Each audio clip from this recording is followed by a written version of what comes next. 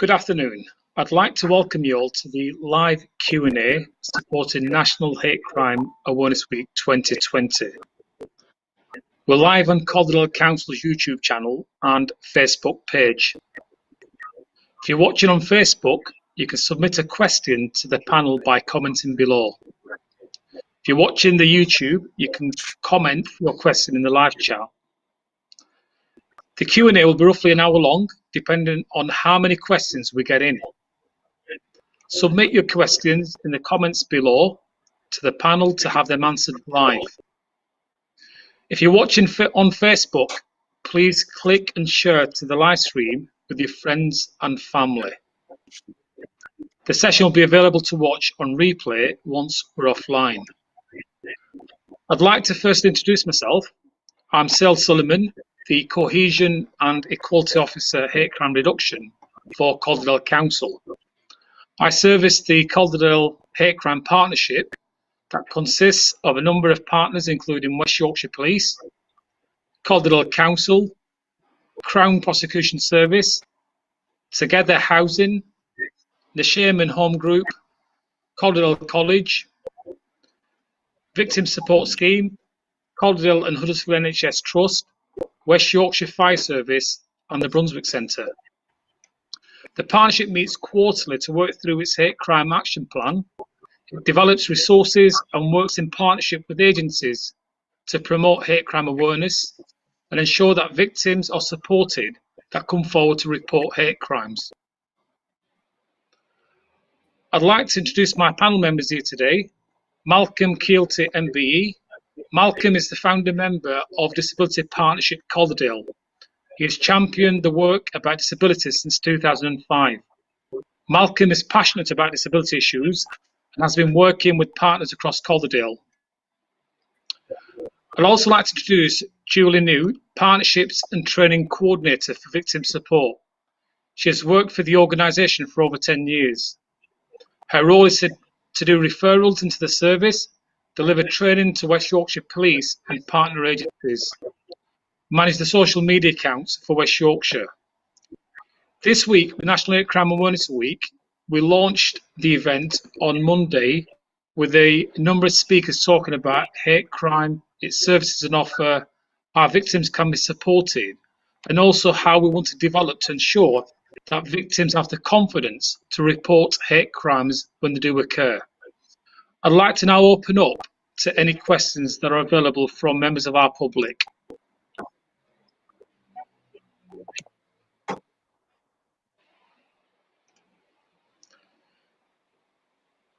The first question that we have is, what are the misconceptions of hate crime and are people doing it without realising it? Can I offer that to Julie to answer, please? Yeah, I think that the people do make comments or use language that they think is quite acceptable, and it might be that they're not realising that they're doing that, and it's how people perceive it. So I could say something to you, Sale, that you think is quite acceptable, you don't have a problem with it, but then I could say it to the next person, such as Malcolm, who finds it quite offensive and thinks it is targeted against himself, which becomes then a hate crime or hate speech. I think that we do have to be aware of what language we use, and I'm using different language with our peers, with our family or other members of the public. Sorry, what's the first part of the question, Dale? Sorry. It's about the misconceptions of hate crime.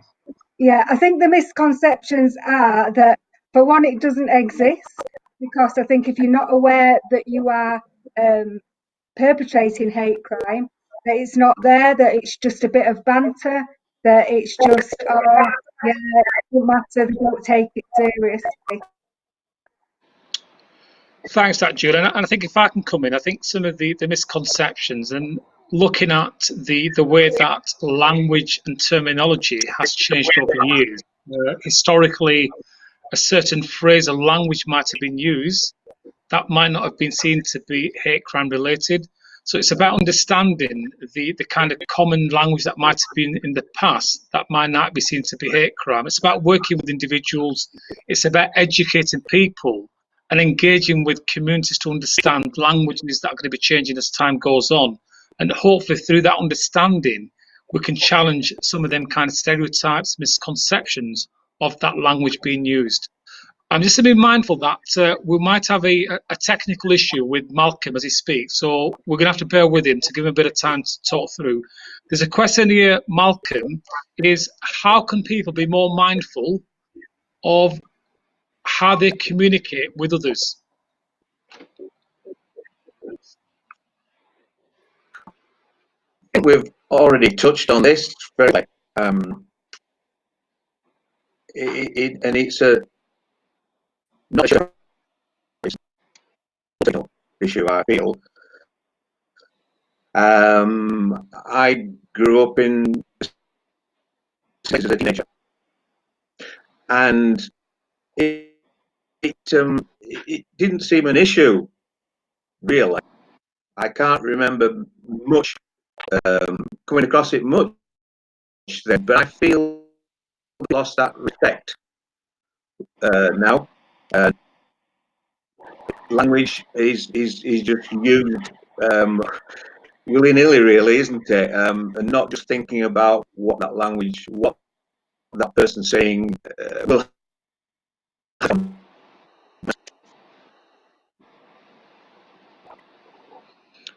We do apologise that Malcolm's some of the breakdown that's coming through. We'll try and get Malcolm back on again. Julia, another question that's come through is, what has been the biggest challenge for tackling hate crime? I think the biggest challenge really is recognising that it is actually an hate crime and reporting it as a hate crime. So if you're reporting a crime to the police and you perceive that it has an hate element with it, it's making sure that the police are aware of that. So it's all about perception. I think the difficulty is people find the victims that we support don't think that it's going to be taken seriously, don't know how to report, who to report to, are they going to be believed? So I think the biggest challenge for tackling it is by not reporting, if that makes sense. So unless we get the reporting in and people make it aware that it is hate crime, it's difficult then for the police to tackle that. We need to know that it's happening, and we need to know the hotspots where it's happening so we can put resources into there to support people. If I could just add to Julie's comments that she's made, another question that's come through is, what are the repercussions of hate crime for both the victim and the person committing the crime? And that's open to all the panel members. I'd like to start on that. I think the repercussions for individuals who commit the crimes is that we have in place the measures to deal with them individuals. And the law itself that we have in place is that the magistrates and the judges have the powers to increase any elements of hate crimes that come in. So they've got the powers to increase a fine or maybe the sentence that is actually put forward. In terms of repercussions, what we have in place is that the service that we provide is to ensure that victims of hate crime are supported, they're engaged with by the police, the council and victim support scheme, and we do hope that there aren't going to be any repercussions against any members of our communities who report hate crimes via the objectives that we have around third-party reporting or via the police, the council or other organisations.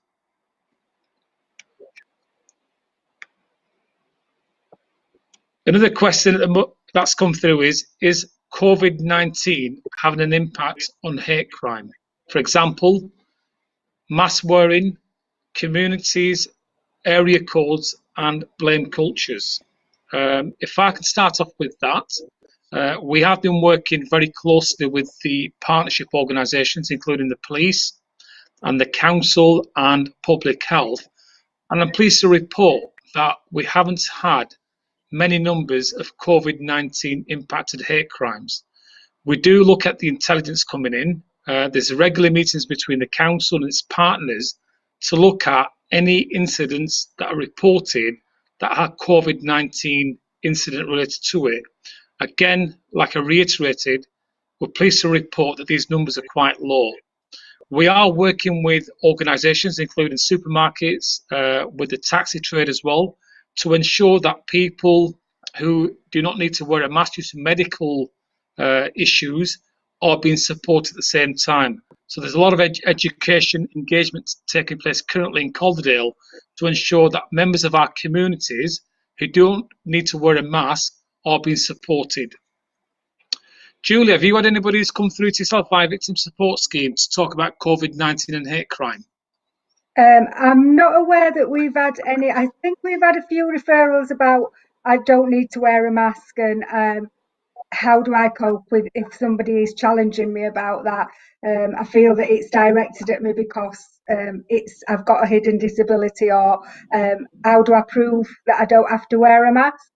But specific, I don't think we've had anything through where there's been an hate element in there because of disability or because of not wearing a mask.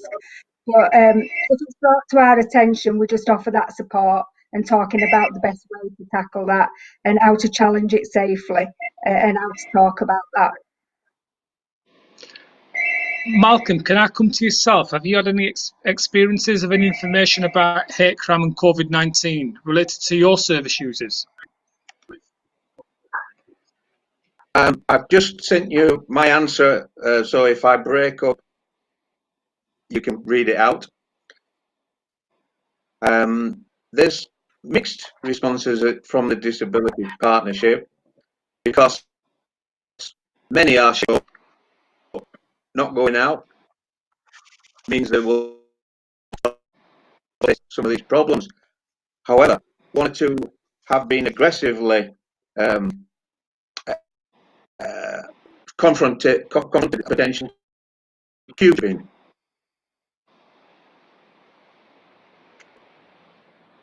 Did you get that? Yeah, I've got that. Malcolm's response to that, for those that didn't get an opportunity to listen in, is that from a Disability Partnership Calderdale perspective, as most of their service users shielding and not going out, but one or two have experienced, for example, members of the public being aggressive because they've been let at the front of the queue to go and do their shopping. And on that front, we are doing some work with our kind of shops and keepers, etc., to ensure that doesn't happen. A question's come through. Do you have any tips on how we can work together to reduce hate crime? Julie, do you want to start on that, please? Yeah, I think it's really, really important that we recognise it. So it's about recognising hate crime, what it is, what it means to that person that's experiencing it, and to challenge safely. So if there's something, so for example, if you see something online that you don't like or you think it's hate, is reporting it, making people aware of it, and keeping the discussions open. So I think it's about coming together and understanding people's views and listening, really. So we need to listen to why people think that it's hate, why people don't think that they're saying anything wrong. So I do think it's about things like this, keeping the discussion open and working together and finding more out about it. So asking somebody what their perception of hate crime is. Another question here is, how is it best to handle hate crime on a social media group from an admin perspective? If I can start on that, it's a very difficult area. We do work with our partnership organisations, including the police and some of the social media outlets. My advice to people who come across hate crime on social media groups is to report that through to the appropriate bodies. That can be the police, the council, or the partnership organisations, and let people who deal with these issues on a day-to-day basis to pick that up and deal with it. My secondary advice is not to get into a debate and discussion with those that are perpetuating that hate crime. And what we have seen over the years is social media becomes rampant with hate crime because we get into discussions and we start to create more issues. So if you are a victim of a hate crime via social media, the advice would be to make contact with the appropriate organisation for them to provide you with the support and the advice to deal with that matter.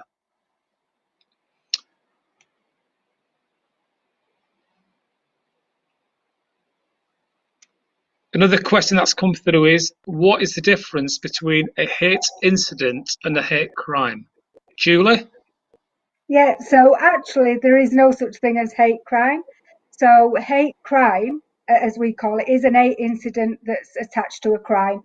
So, for example, if you've been a victim of an assault and you were called certain words or it was targeted against you because of your religion, your culture, your belief, your sexuality, your disability, then that's an hate incident and that can be attached to the crime. So the hate incident will be then attached, it will be then classed as a hate crime. And hate crimes do carry higher tariffs. So if you've been a victim of an assault that's got an hate element with it, the sentence, as you said before, Sale, will actually carry a higher tariff. So it'll be a longer sentence or longer fine. So it's important to remember that although there is no definition of a hate crime, the hate incident is attached onto a crime. Thank you, Julie. Another question that's come through is, how can I recognise if hate crime has taken place, or even if I'm taking part of it without realising? What do I look out for? Malcolm, could you provide a response, please? Can you hear me again? We can do, Malcolm, yes. Right.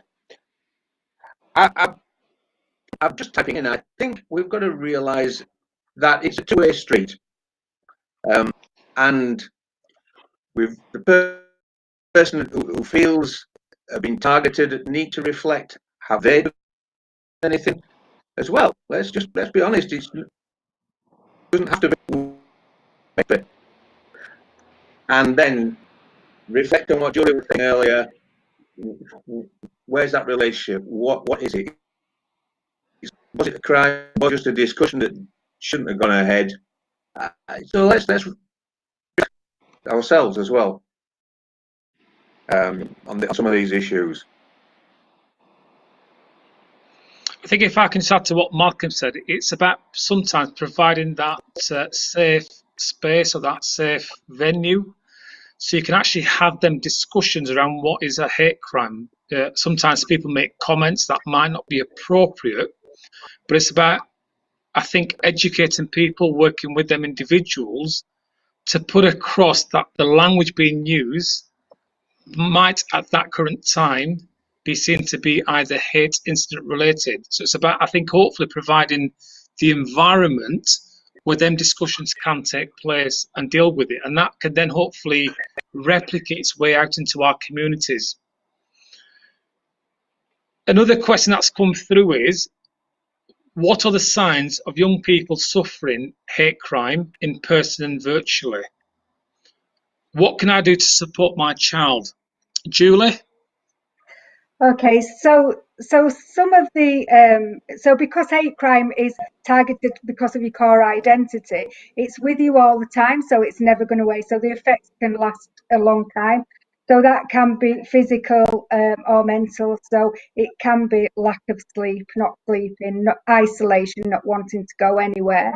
It can be crying. They can revert to bedwetting, especially in children, nightmares, flashbacks.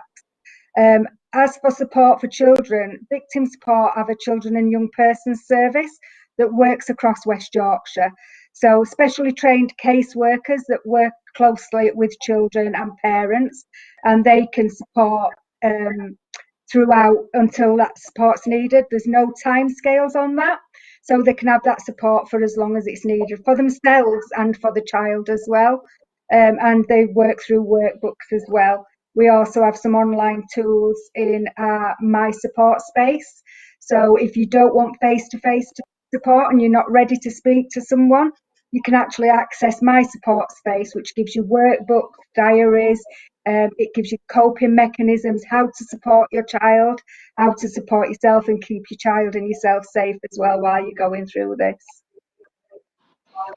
Another question that's come through is, if a person reports a hate crime, what support is available to them? Malcolm, could I ask that you answer that? I think probably Unfortunately, I'm not the right person there. From a disability partnership perspective, Malcolm. We would. Pardon? From a disability partnership perspective. We would pathway. We will appoint that person or persons probably in the way. Plenty of group, but clearly we want to help them, but would look at to professionals to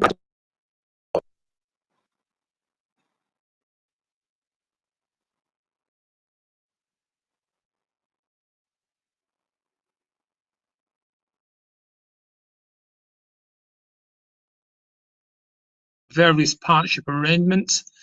If you're to report that to the police will provide the support to individuals. They'll go through the process of reporting a hate incident, a crime.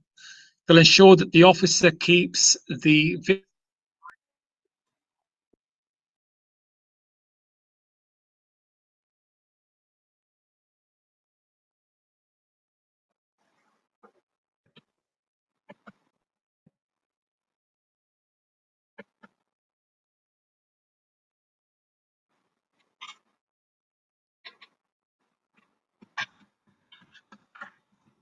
is that the victim is updated time by time in relation to what's happening with that case. If I can ask Julie just to come in, talking about the support for victims from a victim support perspective, please. Yeah. So if you report the incident to the police should ask you if you'd like a referral through to victim support. That will automatically come through to us, and we'd get in touch with you and offer you support. If you don't want to report it to the police, you can still access support from victim support. You don't have to have reported a crime to the police. So either way, you can have the support. The support is exactly the same. So what will happen, you'll get a call from us or a letter or a text from us explaining what support we offer. So the support we offer is emotional support, which is having someone to talk to. We would do that face to face, but at the moment, support is telephone support only. And that's just having someone to talk to. So talking about what the problem is, how it's affecting you, how we can help you cope with that, and how we can help you move on from that. And like I've said, there's the online tools as well that you can use. So we can direct you to My Support Space. So you can have the support as the emotional support, the face-to-face support, and you can work online as well. We also have a live chat as well where you can get support and talk to somebody online. We also offer practical support. So the practical support is more about keeping yourself safe. So that might be a little personal alarm that you can keep with you, or we might put some like little window and door alarms on the property just to keep yourself safe. We have dummy cameras that we can put on your property as well. We can give you support on your property. So practical stuff like that. We can also make you aware of your rights under the Victims Code. So that's what to expect if you do report a crime, and if the incident actually, if it does go to court, so we can let you know what your rights are as a victim. And we can also refer you on to other agencies or talk to other agencies for you. So if we don't think that we're the right person to support you at that time, we can find another agency that's going to support you.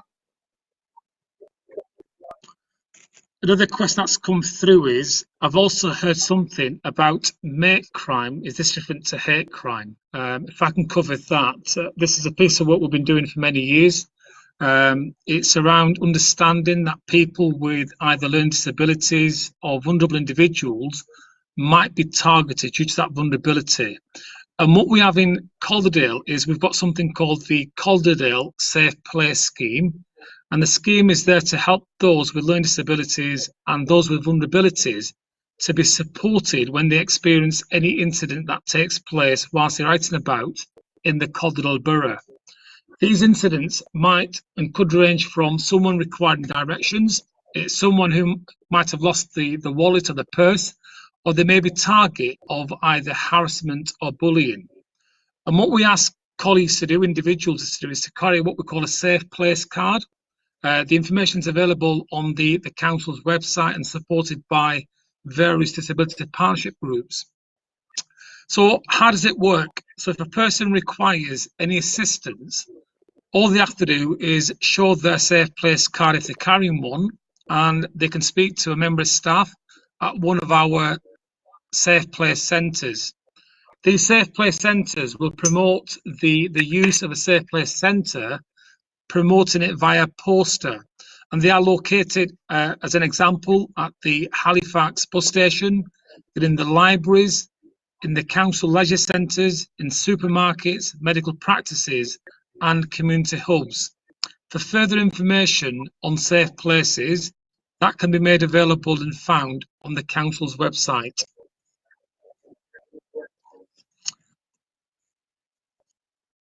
Another question that's come through is, what is the process of a hate incident? Is the person prosecuted? Julie? Yeah, well, with the lack of having any police on it, I can just say from victims' part, our victims that we come through to us, doesn't necessarily mean that there's going to be a prosecution. So the police will do the investigation and they will send everything off to the CPS, and the CPS will decide if it's in the public interest. So it doesn't mean because it's been reported that it will actually, unfortunately, lead to any further action. That doesn't mean that you still can't have the support. So the support will be there with you, and we can help you through that. So even if something's gone to court and it's come back as not guilty, or it hasn't gone to court at all, we can talk you and help you through that and help you understand why that's happened. You know, we can all help you talk to the police officer to explain to you more about why there wasn't enough evidence. And it's important to realise that it's not that you haven't been believed, that nobody believes you. It's just that there's not enough evidence there for it to actually go to court. So it's just important to remember that please don't let it put you off reporting anything, because you are believed. It's just that there might not be enough evidence, and there is still the support there if it doesn't go to court or there's no prosecution. A further question that's come through is, I worry that by reported hate crime, I'll be part of a snowflake term that people like to use and expose myself to further hate. Any advice? Now, my advice is to report any form of hate crime or hate incidents to the appropriate partnership organisations, and will ensure that those that are perpetuating that hate incident or crime, that action will be taken. And there is further support that the partnership can put in place. For example, if you're a tenant of Together Housing, they've got tenancy agreements in place that stops individuals who live in their properties to make you a target of either a hate crime or a hate incident. And furthermore, those that will continue to do the harassment or intimidation, then the police have got the powers then to charge them with certain legislation. So there is a framework in place to ensure that people who want to report hate crimes will not be further persecuted by those individuals that are continuing with that hate crime. So my advice is, ring the police or partnership organisations to seek that advice and deal with them incidents and crimes that are taking place. Can I just say as well, Sale, another question there is what services are sorry, Julie. I'm just going to say that if you want to report things anonymously, you can do that through Crime Stoppers. So you don't need to. So if you want to make an anonymous report, if you don't want people to know it's you that's reporting it, or you're fear of repercussions, you can report things online to the police and also through Crime Stoppers. Another question we have is, what services are available in Calderdale, virtually and in person? Are there options to meet like-minded people, and or can we be anonymous? Julie? Yeah, so we offer our support in Calderdale, and we do, in normal times, we do have a victims hub in Halifax where people can come along and meet face to face. I'm not aware of any groups, but I can ask that, and if we can put that up later on, I can ask our office in Calderdale. I think at the minute everything is sort of online, so people can access our online service at any time, and my support service at any time from Calderdale. And I'm sure once we get back to some sort of normality, the hubs will be open again for support there.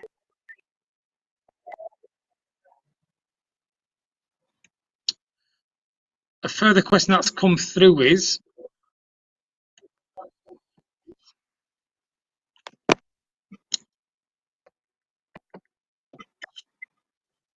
my neighbour's son has autism. I see a gang of teenagers being cruel, pushing him and calling him names. What can I do? I'm scared to report it as they may get worse and I'm elderly. Again, if I can reiterate the importance of ensuring that you report them incidents taking place. What we can do, and Julie's talked about the anonymous reporting. So we'll ensure that someone comes to either visit you, or you can actually visit the police, or they can come out to see yourself. And we can talk about the incidents that are taking place, and to ensure firstly that they actually stop. So you don't actually necessarily have to be coming forward with your name and details. What we can do is pick up the intelligence to look at who's actually doing it, the time that it's happening, who's actually involved with that, and we could do some work behind the scenes to work with those individuals that might be creating them issues and that tension in that local area. So it's about working with individuals to ensure that we have that information coming in.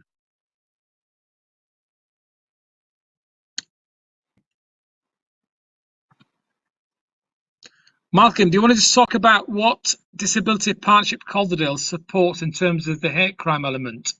Or what would you normally offer advice to your service users?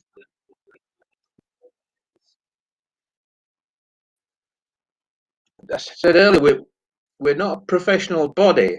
However, we are what it says on the tin, I believe, and that's a partnership of people with disabilities. So we would forward that to the appropriate professional pathway, likes of yourself.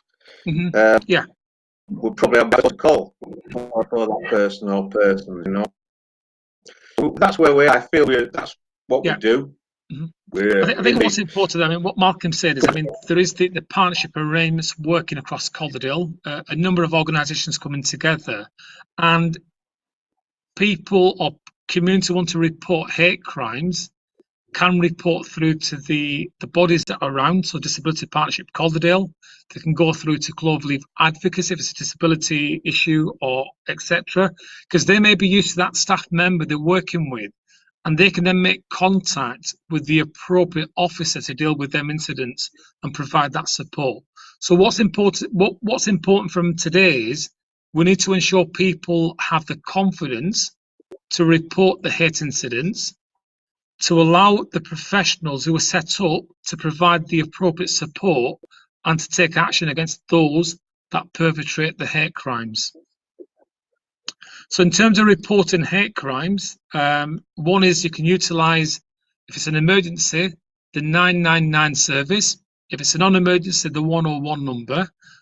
You can visit the West Yorkshire Police's online reporting system, or you can actually do it via Crime Stoppers. So it's about anonymous reporting as well. Calderdale Council has third-party reporting centres, so you can actually access the information on the website. It'll provide you the organisations that we're working with who can take a third-party report, and then they can refer that through to the appropriate body. Or you can make contact, again, Victim Support Scheme is also a third-party reporting centre. So there are numerous mechanisms available for members of our communities who feel they've been a target of a hate crime, or it might be a third party who's witnessed a hate incident or hate crime taking place, for them to utilise that service and report that through. Another question that's come through is there anybody independent who actually oversees how the police and the CPS deal with hate crimes? If I can just provide a quick overview, is we have what we call police scrutiny panels, and these are lay members who actually sit on these panels, and they actually select a number of cases. not being provided by the police. So it's about selecting what they think is important, and that panel then goes through the case from the time the report came in, who reported it, and the time it took our policing colleagues to pick up and deal with it. It looks at, did they actually check the CCTV? Were they in contact with any of the witnesses to pull that case together? And then they'll report back to ensure that if there's any kind of issues with how that case has been dealt with, them lay members would feed that through to the police, and that would then become part and parcel of learning and moving forward. In terms of the Crown Prosecution Service, again, there's a number of lay members on that. I'm one of the members on the CPS's Yorkshire and Humber panel, and we select 3 or 4 cases every time we come together, and we look at the process from when the case was put forward by the police and how it was prosecuted by the CPS, and whether the right standard of charging was applied for that case. So there is a scrutiny process in place that's managed by the police and the Crown Prosecution Service, and that's there to hopefully provide that learning for individuals in terms of the legal framework, and to put in place their measures to improve how we deal with hate crimes and create that confidence for our communities to report these incidents and crimes. Another question that's come through is, can a hate crime be committed with words alone? Julie? Yeah, so if you perceive, so as you as a victim or as a person witnessing, perceive that hate, it's a hate and it's hate at that victim or at that person, then yeah, that's an hate incident. If there is a crime there, such as an assault, an affray, a burglary or something like that. But yeah, I think harassment, so hate speech, is if it's harassing someone and it's perceived as hate crime, then yeah, I think sometimes words are sometimes a lot more powerful and a lot more hurtful than actually a physical attack. So yeah. Malcolm, do you want to just add to that?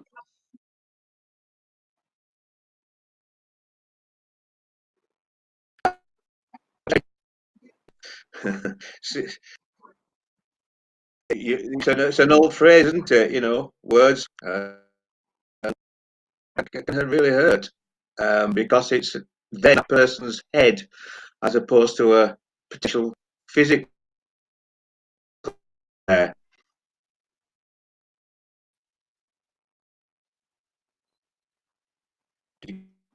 Another question that's come through is, are we improving in Calderdale when it comes to hate crime? Are we continuing to improve on becoming a more diverse, inclusive borough? I'll answer that question. I think things are definitely improving. We have hopefully a more diverse borough. There is a lot of work going on in terms of being inclusive. The council has the Vision 2024, where we've got a number of themes around kindness, around resilience. And what we have seen over the years, especially around the flooding time, we've seen COVID-19 at present, is that our communities do come together and hand in hand work together to provide that support to our vulnerable in our society. Again, we've seen it replicated in the floods that happened a number of years ago, the flooding that happened beginning of this year. And I think with COVID-19, communities are coming together, they are working hand in hand, and they are supportive of each other. And they're understanding that any society, any time, can have them challenges. So I think we are becoming more diverse, and we are an inclusive borough.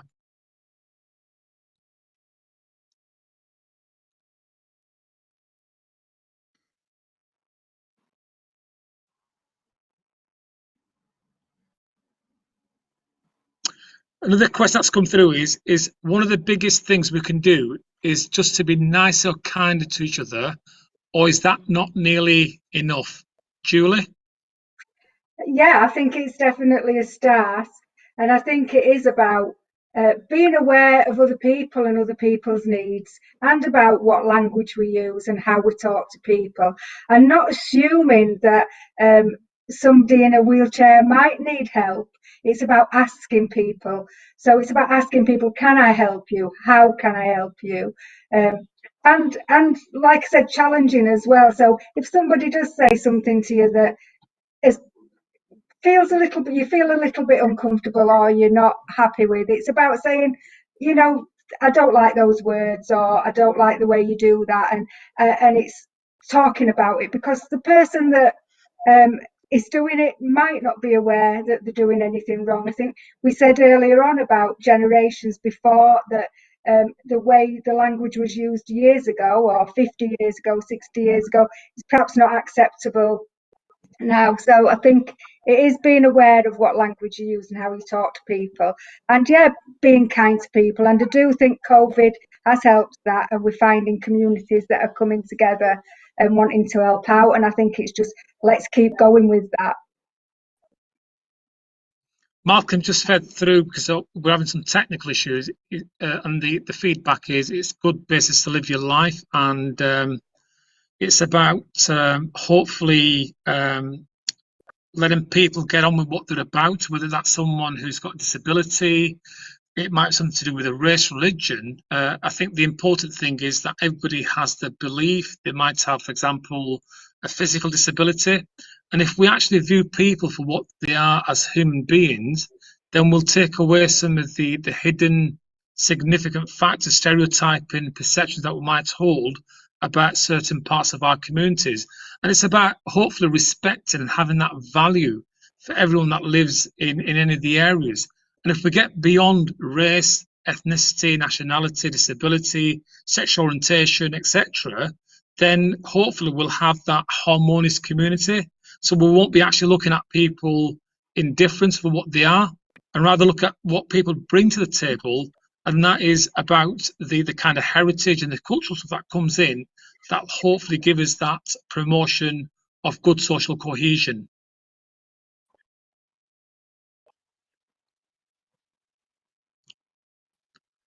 Just last points now at the moment. I mean, I'm just going to offer it to the panel. Malcolm, do you have anything to feed through to the listeners? I've just texted you, but how was your milk and sugar? She'll say, just ask him yourself.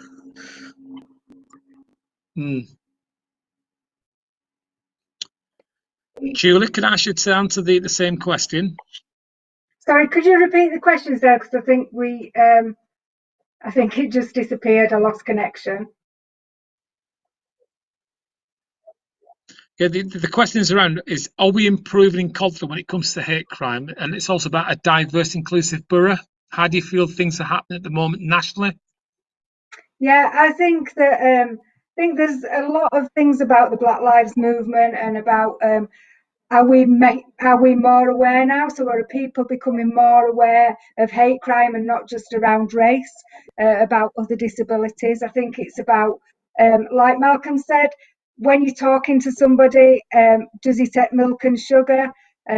Ask the person, assuming that if somebody's deaf, that you can't talk to them because you can't sign. Like I said before, it is about asking, and asking, do you want me to do this? How would you like to do this?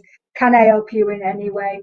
I think we need to become more aware, and I think I think things are getting better, but I think there's a lot of work that we still need to do on it, and probably a lot of work that we need to do on ourselves as well, is to become more aware.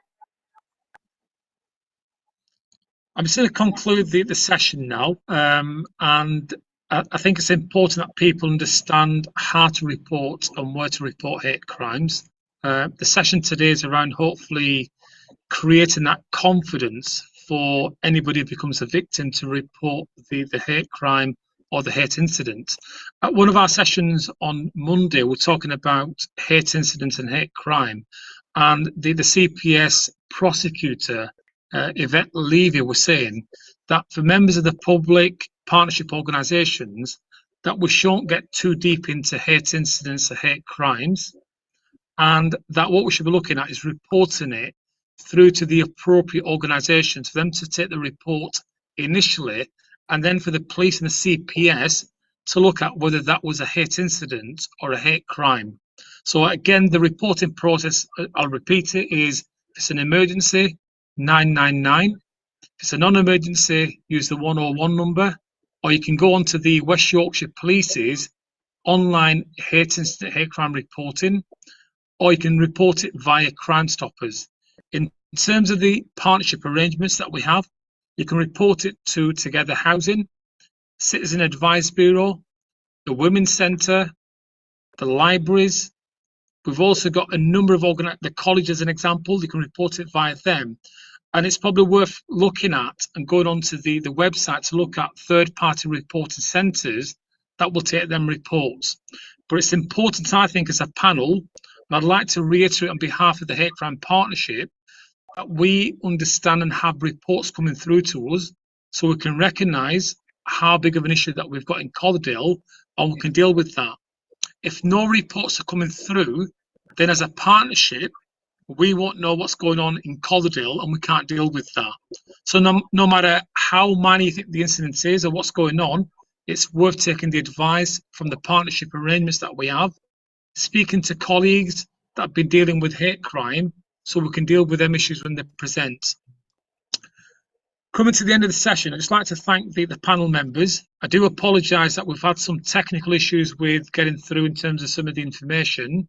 The information will be available once we go offline, and you can replay it and watch it hopefully as well on YouTube. So thank you very much for coming today to the live session. This week's been about the Hate Crime Awareness Week, and there's been a number of activities that you can probably find on various organisations that promoted Hate Crime Awareness Week. So thank you very much, and thank you to the panel members. Thank you.